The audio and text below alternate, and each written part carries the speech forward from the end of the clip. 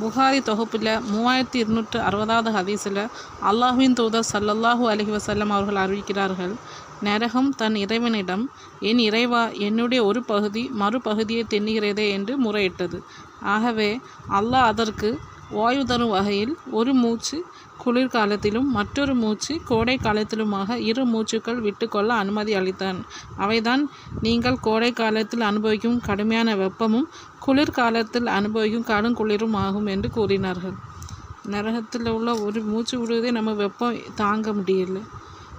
அல்லாஹ் நம்ம அனைவரையும் காப்பானாக. நரக நெருப்பிலிருந்து நம்ம அனைவரையும் காப்பானாக. நல்ல நல்ல அமல்கள் செய்து எல்லாரும் சொர்க்கம் செல்ல அல்லாஹ் அருள் புரிவானாக. என்னுடைய இந்த சேனலில் நிறைய பயனுள்ள துவாக்கள் போட்டிருக்கேன். நிறைய தனியாட்டு ப்ளேலிஸ்ட்லேயும் போட்டிருக்கேன். அதை பாருங்கள். பயன்மிக்க துவாக்களை ஓதி வந்தால் இன்ஷா அல்லாஹ் இம்மை மறுமை செழிப்பாக அமையும்.